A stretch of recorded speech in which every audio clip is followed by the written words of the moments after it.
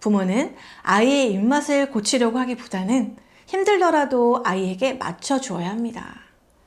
입맛을 변화시키려고 노력하는 것이 아닌 지금 우리 아이의 입맛에 맞는 음식 맛과 온도를 찾아서 맞춰주는 데 초점을 두어주세요.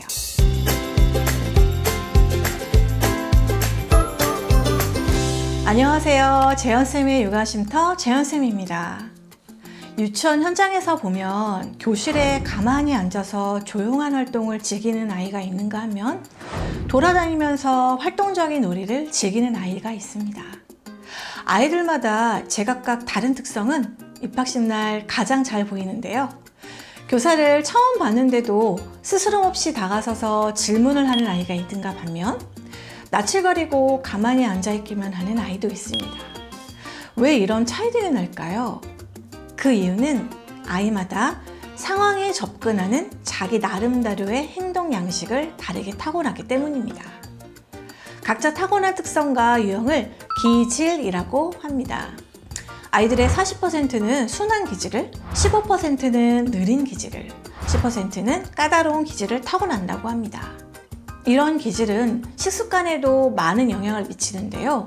오늘은 우리 아이 안 먹는 유형 찾기 테스트에서 세 번째 기질 유형으로 나온 경우 어떤 식의 식습관 지도를 해야 하는지 그 방법에 대해서 이야기를 나눠보겠습니다. 안 먹는 유형 찾기 테스트를 아직 안 해보신 분들은 위의 영상으로 들어가셔서 먼저 내 아이의 식습관 유형을 찾는 테스트를 한 후에 영상을 시청해 주세요. 첫 번째, 까다로운 아이. 최근 연구들을 보면 아이마다 다른 식습관 문제는 유전자와 관련이 있다고 합니다. 출생 직후부터 나타나는 기질 차이로 인해 어떤 아이는 새로운 음식을 줘도 거부감 없이 잘 먹지만 어떤 아이는 새로운 음식을 시도조차 하지 않으려고 해요. 까다로운 아이는 작은 자극에도 예민하게 알아차리고 새로운 것을 받아들이는데 시간이 많이 걸려서 부모를 힘들게 합니다. 또 음식의 질감이나 냄새에 예민해서 음식에 새로운 것을 첨가하거나 조리법이 조금만 달라져도 먹지 않으려고 해요.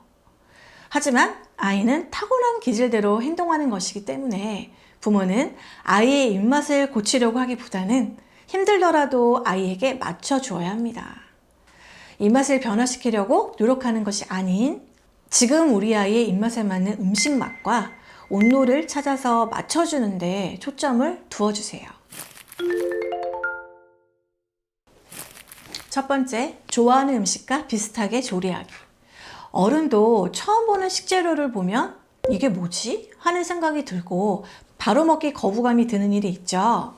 아이들도 이렇게 새로운 음식을 보면 거부감이 들 수 있습니다. 까다로운 아이는 이런 경향이 강하게 나타나는데요. 어른들이 봤을 때 먹음직스럽게 보이고 좋은 냄새가 나는 음식이라도 늘 먹는 것과 모양이 다르네? 이런 이유로 까다로운 기질의 아이는 식욕이 떨어질 수 있습니다. 이럴 때는 좋아하는 음식의 공통적인 식감이나 맛, 형태를 비교하면서 비슷하게 해주시면 좋습니다. 바삭한 식감을 좋아하는 아이인데 견과류를 먹기 힘들어한다면 또띠아 위에 피자처럼 견과류를 뿌려 토핑으로 해줘서 바삭하게 구워주거나 야채는 싫어하지만 빵 종류를 좋아한다면 빵 안에 잘게 다진 야채를 넣고 오븐에 구워보는 방법으로 시도해 보세요. 두 번째, 같은 재료라고 말해주기. 또 평소에 잘 먹는 음식인데 모양이 달라져서 안 먹는다면 이건 정빈이가 좋아하는 두부로 만든 음식이야 라고 같은 재료라고 말해주면 아이가 안심할 수 있습니다. 까다로운 아이는 새로움에 대한 두려움이 커서 시도하지 못하는 경우가 많이 있어요. 또 전에 먹어보았는데 맛이 없었거나 속이 울렁거렸던 음식을 먹었을 때 기억이 떠오르면서 먹을 수 없는 음식이라고 자체적으로 판단합니다. 평소에 잘 먹지 않는 요리에 도전할 경우 이건 정빈이가 좋아하는 복숭아랑 비슷한 맛이야 라고 말하기보다는 이건 복숭아 친구 자두야 라고 말해주세요. 비슷하다 라는 말은 추상적인 개념으로 아이들은 아직 이해하기가 어려울 수 있어요. 이건 복숭아 친구 자두인데 복숭아처럼 아주 달고 맛있어 라고 말해주세요. 세 번째, 먹지 않아도 식탁에 올리기. 아이가 싫어하는 음식이나 처음 접하는 음식은 아이가 먹지 않아도 식탁에 올려주세요. 안 먹는 아이가 달라지는 4가지 단계는 이렇습니다. 1단계, 식탁 위의 음식이 뭔지 모른다. 2단계, 식탁 위의 음식이 뭔지 알게 한다. 3단계, 식탁 위의 음식에 흥미를 갖게 한다. 4단계, 식탁 위의 음식을 먹게 한다. 새로운 것을 안 먹는 아이가 즐겁게 먹는 아이가 되려면 이 4가지 단계를 순서대로 밟아 나가는 것이 중요해요. 예를 들어 볼게요. 우리가 가전제품을 사러 백화점에 갔는데 직원이 나와서 여기 있는 최신 제품을 추천해 드립니다. 1개밖에 안 남았으니까 어서 구매하세요. 라고 한다면 우리는 직원이 추천해 준 제품을 대부분 사지 않습니다. 하지만 매장을 쭉 구경하고 난 후에는 어떤 제품이 호기심이 생긴다면 자발적으로 그 제품에 대해서 직원에게 물어보고 또 구매하죠. 보통 대부분의 부모는 전자제품 가게 직원처럼 단계를 건너뛰어 바로 먹어볼까? 라고 아이에게 제안하고 계시진 않나요? 아이가 식탁의 음식이 뭔지 알게 한 후에 그 음식에 흥미를 갖게 하는 단계는 반드시 필요해요. 먹지 않아도 식탁에 올려놔 주세요. 부모가 맛있게 먹는 것을 보여주면서 그 음식에 대한 소개를 하며 흥미를 갖게 한 후에야 아이는 새로운 음식에 도전할 수 있습니다. 2번째, 행동이 느린 아이. 해외의 한 연구에 의하면 태어난 아이의 15% 정도가 느린 기질을 타고난다고 해요. 새로운 것에 적응하는 데 오래 걸리고 이를 수행하는 데도 시간이 오래 걸립니다. 자기 집이 아닌 다른 장소에 가면 부모에게 안겨 쓰려고만 하고 아이를 품에서 내려놓으려고 하면 너무 울어서 어쩔 수 없이 안고 있어야 하는 경우도 많아요. 느린 아이들은 자신이 안전하다고 생각될 때, 또 자신이 해도 되겠다고 생각할 때 움직입니다. 잘하게 만들어 보겠다고 다그치면 더욱 숨어버리니까 아이의 속도를 잘 살펴서 다그치지 않고 기다려주는 게 중요합니다. 느린 아이는 식사 중에 생각에 잠기거나 딴짓을 하면서 식사 속도가 느려지기도 하는데요. 씹거나 삼키지 못하는 발달살의 문제가 아닌지 먼저 체크한 후에 그런 문제가 아니라면 다음의 방법으로 지도해 보세요. 식사를 느리게 하는 경우 시간을 이야기해 주세요. 우리가 배가 부르다고 느끼는 것은 혈당치가 높아지는 것과 관계가 있습니다. 밥이나 빵에 들어있는 탄수화물은 수백 개의 포도당이 연결된 것으로 소화되면 제각각 떨어져서 포도당이 됩니다. 이것이 흡수돼서 혈액에 들어가서 음식을 먹고 30분 정도가 지나면 혈당치가 올라가기 시작합니다. 그럼 뇌의 포만 중추가 반응해서 더 이상 먹지 않아도 돼 라고 명령을 내립니다. 그러니까 식사를 시작한 지 30분이 지나면 더 이상 식욕은 생기지 않아요. 아이는 뇌의 욕구에 민감하기 때문에 먹고 싶지 않는다고 생각하면 몸도 따르지 않습니다. 그렇기 때문에 되도록 식사는 30분 안에 끝나는 것이 좋아요. 식사를 너무 오래 한다면 식사 시간을 정해주세요. 지금은 7시인데 김바늘이 6에 가면 식사 시간이 끝나는 거야? 그때 정리 시작할게 라고 말해서 아이가 시간을 의식해서 시간에 맞춰 먹을 수 있도록 해줍니다. 지금 김바늘이 5를 가리키고 있네? 라고 중간에 시간을 알려주어서 식사 시간에 집중할 수 있도록 해주세요. 빨리 먹으라고 재촉하는 말 대신 정해진 시간을 말해주는 겁니다.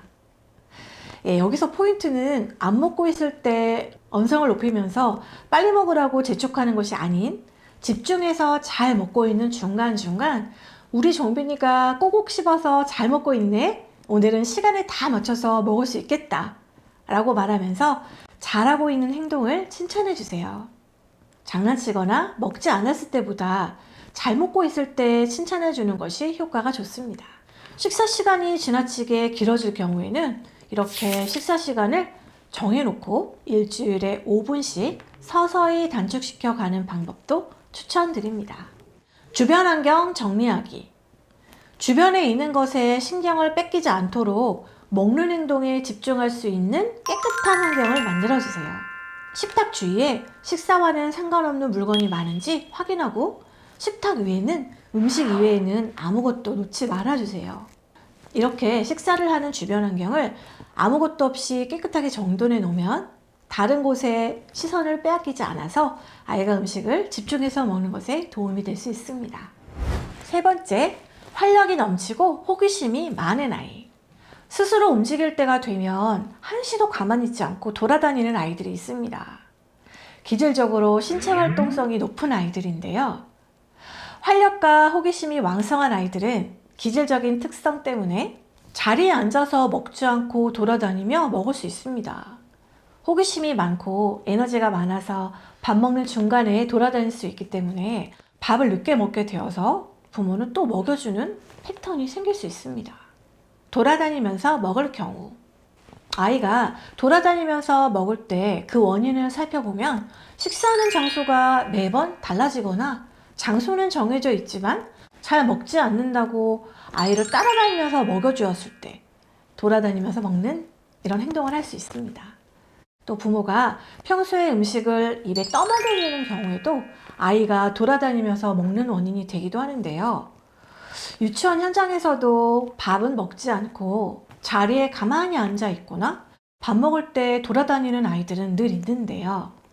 자리에 앉도록 이야기를 해도 그때뿐이고 밥은 먹지 않고 계속 다른 아이랑 장난치거나 돌아다닙니다. 부모님께 물어보면 평소에 집에서 대부분 먹여주었다고 하십니다. 식사를 할 때 식사 장소는 한 곳으로 정해서 그곳에서만 먹도록 해주셔야 합니다. 오래 앉아있는 것을 힘들어한다면 밥을 소량으로 준 후에 다 먹도록 하는 연습을 해주세요. 앉아서 식사를 마치는 성공 경험을 많이 하도록 한 뒤에 성공을 했다면 꼭 칭찬을 충분히 해주시고요. 또 밥을 먹기 전에는 잘 먹겠습니다 라고 말하고 다 먹은 후에는 잘 먹었습니다 라고 말을 하도록 해주세요. 식사 시간의 시작과 끝을 알려주는 이런 말들은 아이가 식사 시간이 시작되었다는 사실을 인지하게 해주어서 약속을 잘 지켜서 돌아다니지 않고 자리에 잘 앉아서 먹을 수 있습니다. 오늘 육아쉼터에서 잘 쉬셨나요? 오늘은 음식을 안 먹는 아이 4가지 유형 중에서 기질 유형에 대해서 이야기 나눠보았습니다. 다음 시간에는 양육 유형에 대해서 이야기 나눠보는 시간을 갖도록 하겠습니다. 다음 시간에 만나요. 안녕!